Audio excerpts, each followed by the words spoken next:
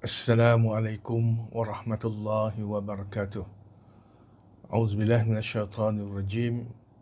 Bismillahirrahmanirrahim. Alhamdulillah nahmaduhu wa nasta'inuhu wa nastaghfiruh wa na'udzubillahi min syururi anfusina wa min sayyiati a'malina. Man yahdihillahu fala mudilla lahu wa man yudlil fala hadiya lahu.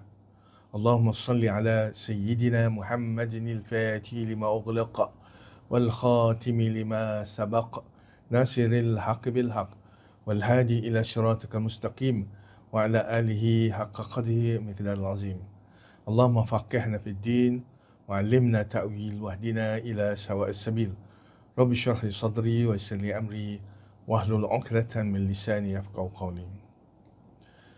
Muslimin muslimat yang dimuliakan, pada kali ini kita hendak membincangkan tajuk benarkah membaca talqin. Mudahan malaikat mungkar nakir tidak menjadi untuk menyoal si mati. Saya mengambil pandangan beberapa orang ulama mengenai perkara ini. Antaranya ialah Imam An-Nawawi yang menjelaskan mengenai talqin ini di dalam kitabnya Al-Majmu'. Kitab Al-Majmu' adalah kitab syarah ataupun menjelaskan kepada kitab Fiqh Al-Muhazzab yang ditulis oleh Abu Ishaq Ash-Shirazi. Abu Ishaq Ash-Shirazi ini ialah namanya Abu Ishaq Ibrahim bin Ali Ash-Shirazi. Yang mengarang kitab ini adalah seorang tokoh utama mazhab Syafi'i pada zamannya dan masih dianggap antara ulama terpenting dalam mazhab Syafi'i. Beliau dilahirkan di Firuz Abad yang di wilayah Parsi pada tahun 393 Hijrah dan beliau wafat di Baghdad pada tahun 476 Hijrah.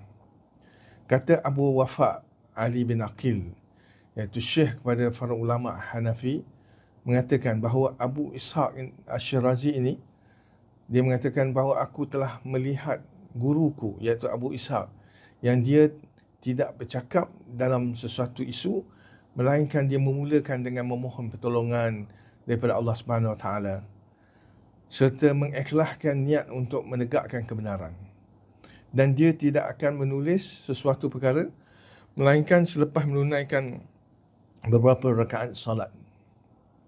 Maka tidak hairanlah namanya masyhur, karyanya tersebar ke timur dan barat kerana keberkatan keikhlasannya. Abu Ishaq Ash-Shirazi ini berkata, kitabnya Al-Muhazzab ini adalah kitab yang teratur mengikut prinsip-prinsip mazhab Asy-Syafi'i rahimallah, beserta dalil-dalil serta masalah-masalah yang terperinci dari prinsip-prinsip tersebut dengan alasannya. Kitab ini juga merujuk kepada kitab Al-Muhazzab daripada Syekh Ishaq Ash-Shirazi rahimahullah, adalah merujuk kepada kitab-kitab Imam Asy-Syafi'i untuk membangun dasar-dasar mazhab fiqahnya dengan dalil-dalilnya serta menjelaskan masalah-masalah yang timbul dari dasar-dasar tersebut dengan penjelasannya. Kitab ini mulai dikarang oleh Syekh Ar-Razi pada tahun 455 Hijrah dan selesai pada hari Ahad terakhir bulan Rejab pada tahun 469. Kitab Al-Muhazzab ini telah disyarahkan, telah diperincikan pula oleh Imam An-Nawawi. Nama sebenarnya ialah Abu Zakaria Yahya bin Syarah An-Nawawi yang lahir pada tahun 631 dan wafat pada tahun 676. Beliau terkenal dengan nama An-Nawawi, adalah seorang ahli hadis, fuqaha serta salah seorang ulama terkemuka dalam mazhab Syafi'i. Ia dikenali dengan banyak karya tulisan dalam bidang fiqh, hadis, dalam bahasa seperti Riyadhus As-Salihin, Arba'in An-Nawawiyah, Minhaj At-Talibin, dan banyak lagi karangannya. Imam An-Nawawi dijuluki sebagai penyusun dan dan penyempurna mazhab Syafi'i, di mana pandangannya telah diterima oleh para ulama Syafi'i. Imam Nawawi seperti kebanyakan ulama mazhab Syafi'i berpegang kepada akidah Asy'ariyah daripada kalangan ahli sunnah wal jamaah. Hal ini kita boleh lihat dalam kitabnya Syarah Sahih Muslim yang mengandungi banyak perbahasan akidah Asy'ariyah berdasarkan prinsip-prinsip ahli sunnah wal jamaah Asy'ariyah. Beliau mengatakan bahawa talqin ini telah diperjelaskan dengan mengatakan jemaah atau kumpulan yang terdiri daripada sahabat-sahabat kami, iaitu daripada mazhab Syafi'i, berpendapat bahawa adalah mustahab digalakkan untuk orang bertalqin, maksud talqin yang memberikan pengajaran kepada mayat setelah dikebumikan. Orang yang membacanya duduk di sisi kepala mayat. Antara ulama muktabar yang disebut oleh Imam Nawawi dalam kitab Al-Majmu' yang mengatakan bahawa talqin ini adalah suatu pengajaran dianggap mustahab oleh mereka, antaranya Imam Ar-Rafi'i, iaitu Imam Nawawi nak menjelaskan, nak memperkatakan bahawa bukan dia sahaja yang mengatakan mustahab, tapi ulama-ulama muktabar yang dimasukkan, dicatatkan di dalam kitab Al-Majmu' ni, antaranya Imam Ar-Rafi'i. Imam Rafi'i iaitu namanya Abu Qasim Abdul Karim bin Abi Fadl Muhammad bin Abdul Karim Al-Fadl bin Hasan bin Husain Al-Qazwini Al-Rafi' Al-Syafi'i, yang nama gelarannya Abu Qasim. Abu Qasim ni hidup pada tahun 555 dan wafat pada 623. Beliau merupakan seorang tokoh agama Islam, ahli hadis dari kalangan perawi dan ulama hadis, seorang ahli usul fiqh yang teliti dan mujtahid, mufassir serta sejarawan, dan termasuk dalam kalangan tokoh besar dalam mazhab Syafi'i. Beliau menghimpunkan di antara ilmu fiqh dan periwayatan hadis. Beliau tergolong daripada kalangan penyusunan dan pentahqiq utama dalam mazhab Syafi'i pada abad ke-7 Hijrah. Beliau juga dipanggil Syekh mazhab Syafi'i, dan apabila istilah Syekh ni, ada dua istilah dalam mazhab Syafi'i, iaitu satu daripadanya inilah Al-Imam Rafi'i, dan satu lagi iaitu Imam An-Nawawi.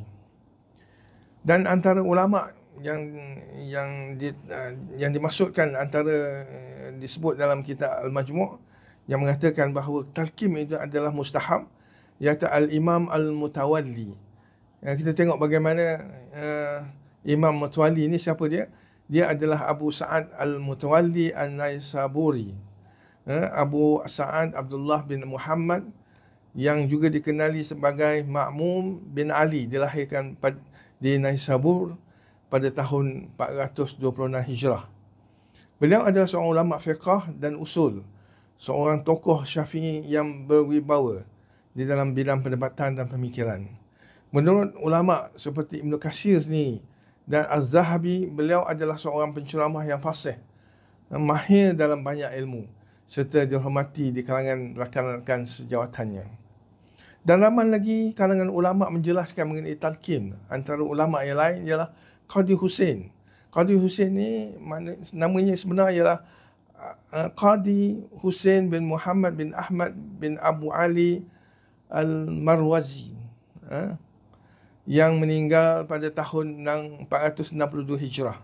Dia adalah juga seorang tokoh ulama Syafi'i di zamannya, salah seorang daripada kalangan orang-orang yang terkemuka.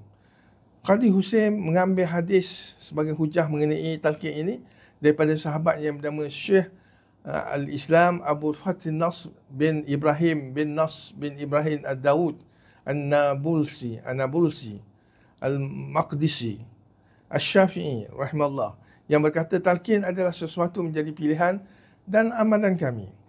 Syekh Nasr Al-Maqdisi ini seorang tokoh ulama, seorang ulama dan ahli hadis, dan dia penulis. Beliau dilahirkan pada tahun 410 Hijrah. dan pergi ke Damsyik waktu sebelum berumur 30 tahun. Dia mendengar sendiri daripada hadis daripada Syekh Sahih Bukhari, iaitu daripada Abu Al-Hasan Al-Samsar, murid faqih Abu Zaid Al-Marwazi. Beliau dikenali sebagai seorang ulama yang zuhud dan tidak menerima sumbangan daripada siapa pun di Damsyik. Ia kehidupannya dengan hasil, dia hidup pencariannya daripada hasil bumi di daerah Nablus dan hanya makan roti yang dibakar untuk setiap hari. Syekh Islam Abu Fath Nasr Al-Maqdisi ni menyatakan mengenai talqin ini sebagai hujah daripada hadis hadis Salman Ahmad At-Tabrani, iaitu Salman bin Ahmad At-Tabrani ini yang lahir pada tahun 660 Hijrah, merupakan salah seorang ulama dan ahli sunnah wal jamaah. Beliau adalah Abu Qasim Sulaiman bin Ahmad bin Ayub At-Tabrani. Dinamakan Tabrani kerana berasal daripada Tabariyah Asyam, ibu kota daerah Al-Udun. Beliau dilahirkan pada bulan Safar, iaitu pada 260 Hijrah. Beliau merupakan salah seorang perawi hadis yang masyhur dan termasuk daripada kalangan ulama hadis. Dia berkata hadis mengenai talqin ini riwayat daripada sahabat Rasulullah SAW yang bernama Sa'di bin Ajlan bin Haris. Beliau terkenal dengan nama Abu Umamah. Abu Umamah Al-Bahili ni radhiyallahu anhu adalah seorang sahabat Rasulullah dan merupakan salah seorang daripada sahabat Sayyidina Ali bin Abi Talib karamallahu wajh. Walaupun sanad hadis ini tidak kuat, tetapi ia disokong dengan hujah-hujah lain dan dengan hadis-hadis yang lain yang sahih. Dan talqin ini jadikan amalan penduduk Syam sejak daripada dulu. Lafaz hadis ini adalah lafaz daripada Sa'id bin Abdullah Al-Azdi. Yang ini Sa'id bin Yazid Al-Maslamah Al-Azdi ini At-Tahi, yang mana dia adalah perawi hadis Nabi yang dipercayai. Hadis ini diriwayat oleh semua penulis kitab hadis susunan Sittah yang masyhur.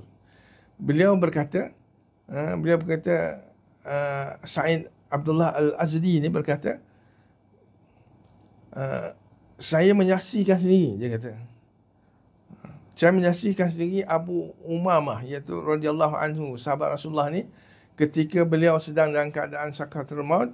Abu Umamah berkata, sahabat Rasulullah radhiyallahu anhu berkata, apabila saya mati, lakukanlah kepada saya seperti yang diperintahkan oleh Rasulullah sallallahu alaihi wasallam. Ialah hujah, inilah hujah bahawa talqin adalah perintah daripada Rasulullah sallallahu alaihi wasallam. Kemudian baginda bersabda, apabila salah seorang daripada saudara-saudara kamu meninggal dunia dan kamu ratakan tanah di atas kuburnya, biarlah salah seorang daripada kamu berdiri di atas kepala kubur, kemudian berkata, wahai Fulan bin Fulan. Dan sesungguhnya si mati termendengar dan tidak menjawab. Iaitu kalau ada orang membaca talqin, orang yang meninggal tu dia dengar sebenarnya dalam kubur, tapi dia tak menjawab. Kita tak dengar je. Maksudnya kemudian apabila kita berkatakan lagi, kita menyebut namanya, wahai Fulan bin Fulanah, sesungguhnya dia akan menghadap sambil duduk. Maksudnya si mati mengambil perhatian dengan talqin yang dibaca kepadanya. Ini adalah sebagaimana diterangkan oleh Rasulullah SAW dalam hadis yang diriwayatkan oleh Abu Umamah ni. Kemudian apabila orang yang membaca talqin menyebut, wahai Fulan bin Fulanah, sesungguhnya si mati tadi berkata, tunjuklah pada aku, semoga Allah merahmati kamu. Tetapi kamu, kata Rasulullah, tidak menyendarinya. Kamu tak tahu. Sebenarnya dia maksudnya si mati berkata, bacalah, ajarlah kepada aku. Semoga Allah merahmati kamu. Tetapi orang yang berada dalam kubur, orang yang berada di atas kubur tak mendengarlah kata-kata si mati ini. Katakanlah, di antara lafaz disebut dalam hadis Rasulullah SAW daripada hadis Umamah ini, Rasulullah mengatakan, Antaranya katakanlah apabila kamu keluar daripada dunia ini, faqul uzkur ma kharajta alaihi min dunya syahadatu an la ilaha illallah wa anna muhammadan abduhu wa rasuluh. Inilah di antara kata-kata ucapan dalam talqin kita, iaitu kamu telah menyaksikan, bersaksi bahawa tiada Tuhan yang disembah melainkan Allah dan Muhammad adalah hamba dan utusannya, dan bahawa kamu reda Allah sebagai Tuhan, Islam sebagai agama, Muhammad sebagai Nabi, Al-Quran sebagai pemimpin. Kemudian Rasulullah menyebut sesungguhnya Munkar dan Nakir, masing-masing daripada mereka memegang tangan salah seorang daripada keduanya. Mereka berkata, marilah kita pergi. Kita tak perlu lagi untuk menyoal lagi, kerana orang yang tersimatinya telah diajar hujahnya. Inilah di antara apa yang kita katakan, bahawa apabila orang telah membacakan talqin, mana dalam hadis yang menyebut Munkar dan Nakir, mengatakan salah satu daripada mereka kedua, kita tak perlu soal lagi, kerana mereka telah diberikan pengajaran tentang apa yang akan disoal oleh Munkar dan Nakir. Itu maksudnya. Seorang lelaki kemudian selepas itu, dalam hadis Umamah ni, seorang lelaki berkata, wahai Rasulullah, jika kita tidak mengetahui nama ibunya, apakah yang perlu kita lakukan? Rasulullah SAW menjawab, maka kamu namakan dia kepada ibunya, Hawa. Wahai Fulan bin Hawa, kalau orang tak tahu nama maknya. Dan inilah amalan yang dibuat, yang dilakukan oleh orang masyarakat kita. Saya katakan bahawa hadis ini walaupun lemah, masih boleh digunakan sebagai rujukan. Para ulama hadis dan yang lainnya telah sepakat untuk bersikap menerima terhadap hadis-hadis fadail yang berkaitan dengan keutamaan dan hadis targhib wa tarhib. Antara hadis sahih lain yang menyokong hadis ini, kalau kita katakan hadis ini dhaif, lemah, tetapi hadis ini disokong dengan hadis-hadis yang sahih. Antaranya hadis yang diriwayatkan oleh Sayyidina Uthman bin Affan, yang mana dalam hadis ini Uthman bin Affan radhiyallahu anhu berkata, ketika Nabi SAW selesai menguburkan jenazah, baginda SAW berdiri di atas kuburnya dan berkata, istaghfiru li akhikum, mohonlah ampun kepada saudara kamu sekalian. Rasulullah meminta kepada orang-orang yang hadir di sisinya agar memohon kepada Allah untuk mengampuni dosa si mati dan menghapuskan segala keburukannya. Wasalu lahu tasbid, dan Rasulullah mengatakan mohonlah agar diteguhkan, iaitu menjawab apabila disoal oleh malaikat Munkar dan Nakir, dia dapat menjawab dengan betul. Mohonlah dalam doa kamu sekalian kepada Allah supaya meneguhkannya dalam menjawab pertanyaan dua malaikat ketika mereka bertanya tentang Tuhannya, bertanya tentang agama, tentang Rasul yang diutuskan, kerana sekarang ini dia sedang disoal, iaitu ketika mereka selesai menguburkannya. Inilah antara ujah. Ujah menunjukkan bahawa apabila seorang dibacakan talqin ke atasnya berdasarkan kepada hadis ini, menunjukkan malaikat Munkar dan Nakir tidak jadi menyoal si mati, kerana talqin telah dibaca ke atasnya.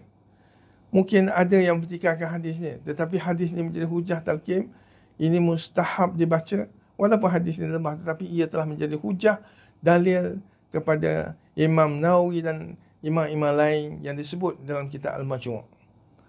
Kerana hadis ini disokong dengan syawahid, iaitu hadis-hadis yang sahih yang lain. Ulama menghukumkan talqin mustahab dicadangkan, iaitu diamalkan, bukan calang-calang ulama. Kalau kita pertikaikan mereka, maka siapalah kita? Apakah kita lebih mengetahui daripada mereka mengenai hadis? Kalau kita tidak bersetuju, kita ada hujah lain, tetapi kita kena jaga adab kita dengan mereka. Sekurang-kurangnya kita diam saja, kerana perkara ini masalah khilafiyah yang kita kena hormat dengan pandangan orang. Apabila ada khilafiyah atau perbezaan pendapat, maka pendapat yang diamalkan adalah merujuk kepada keputusan ulul amri, iaitu ketua agama, iaitu kalau kita di Malaysia, iaitu Mahdi Tuanku. Dan tidak boleh mengambil pandangan sendiri. Dengan itu, jika ulil amri menyatakan bacaan talqin mustahab, maka orang kena ikutlah. Masyarakat kena ikut dan tak boleh bertikaikan. Kita tengok dalam tafsiran ayat firman Allah dalam surah An-Nisa ayat ke-59. Allah Subhanahu wa taala berfirman, A'udzubillahi minasyaitonir rajim.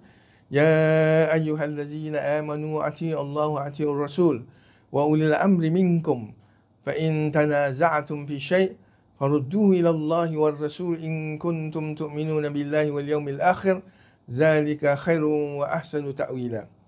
Yang maksudnya ialah, wahai orang-orang yang beriman, taatlah kamu pada Allah, taatlah kamu pada Rasul serta ulil amri, iaitu tuanku sultan kita kalau masalah agama ni, dengan dalam kalangan kamu lah.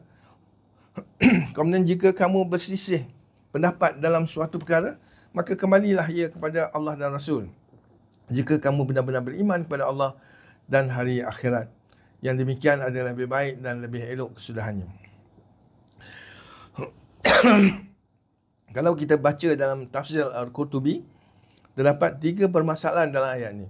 Pertama, setelah Allah memerintahkan pada pemimpin dalam ayat yang sebelum ni agar menunaikan amanah dan menghukum ke atas mereka dengan adil, maka dalam ayat ini pula Allah beralih kepada rakyat pula, iaitu memerintahkan rakyat masyarakat Islam hendaklah taat kepada Allah, iaitu melaksanakan suruhannya dan menjauhi larangannya.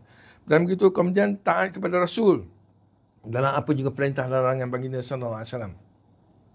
Kemudian taat kepada para pemimpin. Menurut pendapat majoriti ulama, jumhur ulama seperti Abu Hurairah, Ibnu Abbas dan lain-lain,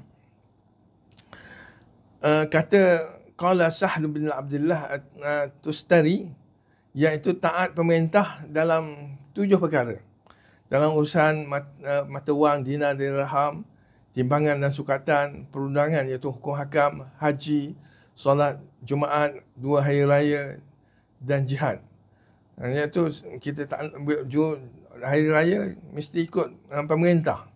Tidak boleh kita mendului pemerintah, itu misalnya. Beliau juga berkata, jika pemerintah melarang seorang alim daripada memberi fatwa, maka tidak boleh baginya memberi fatwa. Jika dia tetap berfatwa, maka dia berdosa. Walaupun pemerintahan itu seorang yang zalim, selagi pemerintah itu tidak mengajak kepada maksiat. Kalau ulil amri dan sebuah negeri ini telah memfatwakan suatu fatwa, tidak boleh orang lain memfatwakan sebaliknya.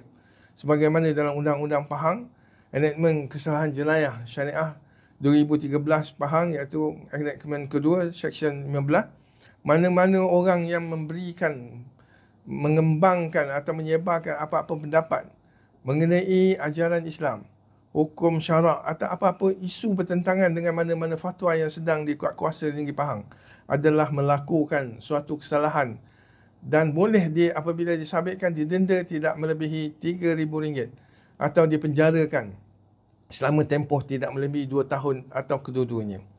Fatwa yang diruatakan mengenai masalah khilafiyah ni yang dibenarkan oleh umat Islam mengamalkannya di Pahang seperti talqin, membaca Yasin di malam Jumaat, solat sunat sebelum Jumaat, bertahlil, berzikir beramai-ramai selepas solat fardu dan lain-lain. Dan lain lagi lah. Jika ada yang mempertikaikan seperti mengatakan amalan-amalan ini sesat dan bid'ah dalalah, boleh dibawa ke mahkamah syariah untuk disabitkan kesalahannya. Kalau kita lihat dalam tafsir Qurtubi ini, mereka itu berdosa sebenarnya kerana memecah belahkan masyarakat. Dalam urusan tuanku, supaya mengikut perkara-perkara yang disebut itu, mereka membantah. Itu yang dikatakan berdosa itu. Dan kita dalam segi undang-undang, mereka dapati bersalah mengikut undang-undang. Kitab Majmu' adalah syarah kepada kitab Al-Muhazzam yang dikarang oleh Imam Abu Ishaq Asy-Syirazi, sebagaimana kita tahu. Kitab ini merujuk kepada kitab-kitab Imam Syafi'i yang membangun dasar-dasar mazhab fiqahnya dengan dalil-dalilnya serta menjelaskan masalah-masalah yang timbul dari dasar-dasar tersebut dengan penjelasannya.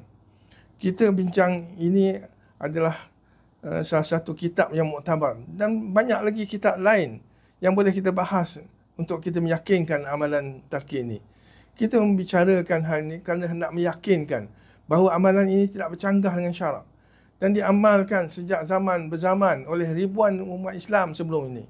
Tidaklah manis kalau kita katakan amalan yang diamalkan selama ini adalah tak betul, seolah-olah ulama-ulama kita daripada dahulu sehingga sekarang, biarkan umat Islam melakukan amalan yang sia-sia. Sedangkan talqin ini bukan sahaja diamalkan di Malaysia, malahan diamalkan seluruh negara Islam yang lain sehingga hari ini. Kita tidak memaksa supaya diamalkan, iaitu bertalqin, kerana ia adalah mustahab. Tetapi jangan mempertikalkannya sehingga masyarakat terkeliru. Kalau tidak mahu mengamalkannya, diam sajalah. Lebih baik, bukan membodohkan ulama kita sejak zaman berzaman yang sebelum ini. Kita tak sanggup mengatakan bahawa ulama kita jahil tentang agama, seolah-olah mereka mengamalkan talqin amalan sesat, bid'ah dalalah, amalan yang sia-sia. Sedangkan mereka berpegang pada pandangan dan hujah dari ulama yang muktabar dengan dalil hadis sabit mengikut syarak. Talqin adalah mustahab, digalakkan untuk talqin, untuk bertalqin, iaitu masuk talqin memberikan pengajaran kepada mayat setelah dikebumikan. Ada orang mengatakan kenapa baginda sallallahu alaihi wasallam tidak ditalqinkan. Jawapannya, siapakah yang berani mentalqinkan Rasulullah sallallahu alaihi wasallam dengan mengajar, misalnya dengan berkata kepada baginda, wahai Rasulullah, jika ada malaikat mungkar nakir menyoal siapa Tuhan kamu, siapa Nabi kamu, siapa seterusnya, maka layakkah baginda ditalqinkan? Dan tentu malaikat mungkar nakir juga malu untuk menyoal Rasulullah sallallahu alaihi wasallam. Sebab itu baginda sallallahu alaihi wasallam wafat tidak ditalqinkan. Di Pahang, para imam diarah membaca talqin kepada si mati setelah dikebumikan. Sekiranya ahli keluarga tidak mahu talqin, imam tak memaksa untuk dibaca. Fatwa di Pahang tidak memaksa supaya ia dibaca kepada si mati kerana ia mustahab diamalkan, kecuali dia adalah amalan wajib. Ini bukan wajib, tetapi mereka tidak mahu mengamalkannya, tidak boleh mempertikalkan. Tetapi jika mereka tak mahu mengamalkan talqin, mereka tak bolehlah tikalkan. Jika mentikalkan, boleh didakwa di mahkamah kerana ia dah diwata dan putuskan sebagai amalan mustahab oleh perundingan hukum syarak negeri Pahang. Ada juga hari ini mereka yang tak suka amalan talqin dibaca kepada si mati, mereka menukar kepada dengan ceramah pula di kubur. Kita tak tahu dalil mana yang mereka jadikan sebagai hujah. Adalah talqin ni muslimin-muslimat hanya berlaku kepada orang yang sudah mukhalaf dewasa dan tidak yang telah meninggal. Sedangkan anak kecil tidak, yang belum baligh, tidak dibacakan kepadanya. Orang yang telah meninggal sangat memerlukan doa daripada saudara-saudara yang masih hidup, terutama ketika solat jenazah dan waktu perkebumiannya. Dan pengajaran daripada iaitu mengajar talqin daripada yang akan ditanya oleh dua malaikat dan fitnah yang mana kita selamat, supaya dia selamat dari fitnah di kubur. Apa yang kita fahamkan daripada dalil hujah yang disebut dalam kitab Majmu' Imam Nawawi dan kitab-kitab selainnya, memberikan keyakinan bahawa membaca Yasin adalah, membaca talqin adalah kepada semati yang telah dikumi adalah mengikut syarak dan bukan amalan bid'ah yang sesat dan sia-sia. Selepas ini, para imam khususnya di Pahang boleh mengamalkan dengan yakin, dan semoga Allah SWT menerima amalan ini dan diberikan ganjaran, dan si mati juga mendapat manfaat daripadanya. Wallahu a'lam bishawab. Aqulu qawli hadza wa astaghfirullah li wa lakum. Assalamualaikum warahmatullahi wabarakatuh.